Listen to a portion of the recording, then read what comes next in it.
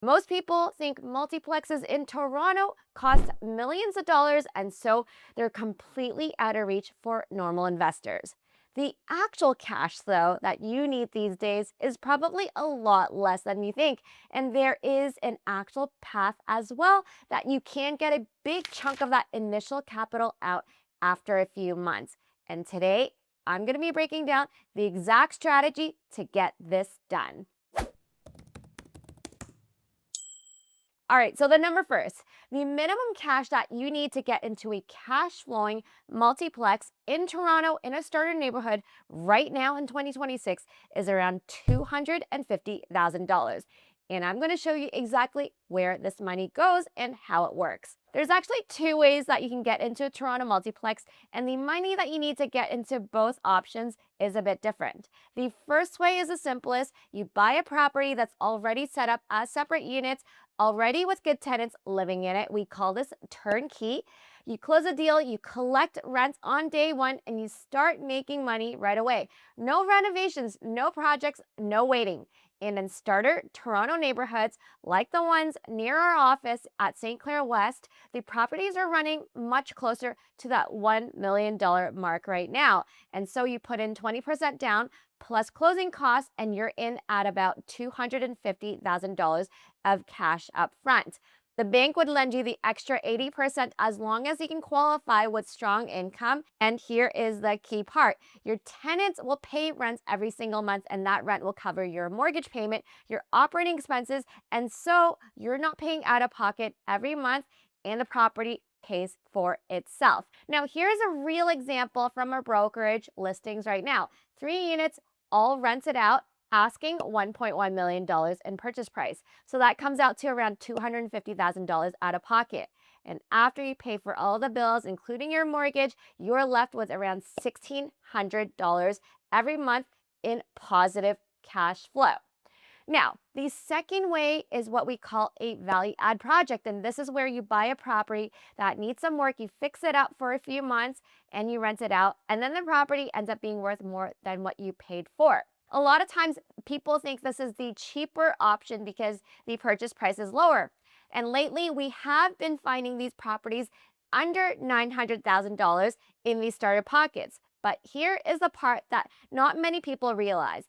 Just because the purchase price is lower doesn't mean you're spending less money. Now, if the project needs $150,000 in renovations to get it up and running, then you would have to pay for that in cash. So down payment, closing costs, and renovations altogether typically comes out to at least $350,000 before you get any money back. And that would be higher than your turnkey option up front.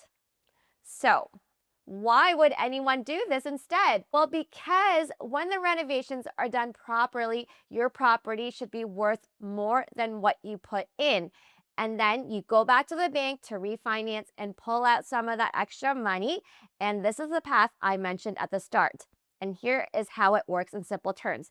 Say that property we just talked about with the project is now worth $1.1 million. So you made $50,000 from taking on a project for a few months. If you go back to the bank to refinance, you could cash out 80% of that value, which comes out to $880,000. Your original loan was $720,000, so the bank would give you an extra $160,000 back.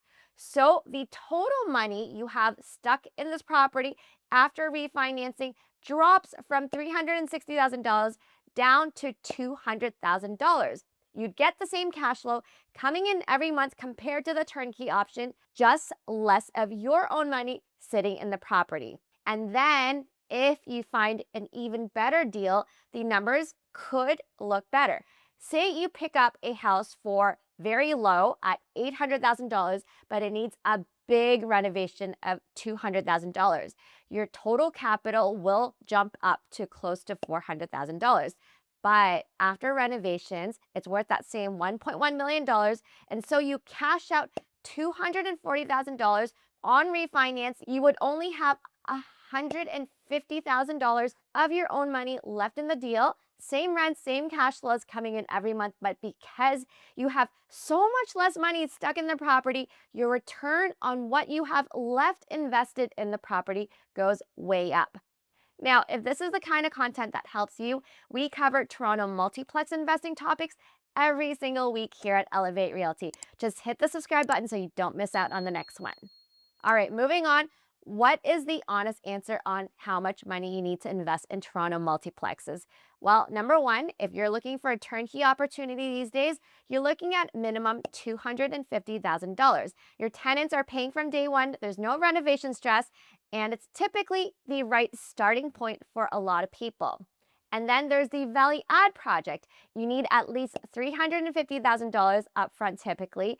You need more work and you need more money at the start from doing a project, and that does allow you to cash out a chunk back after renovations, which means less of your money tied in the property long term, and your return on your money stuck in the property ends up being much better.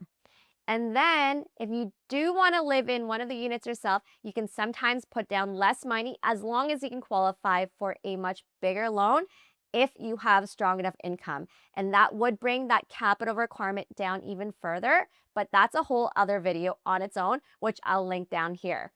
The point is that most people do not realize that Toronto multiplexes do not need millions of dollars, and getting the capital is not as out of reach as people think. One other big thing that you do need to sort out though is whether the bank would approve you for a new mortgage for that next purchase.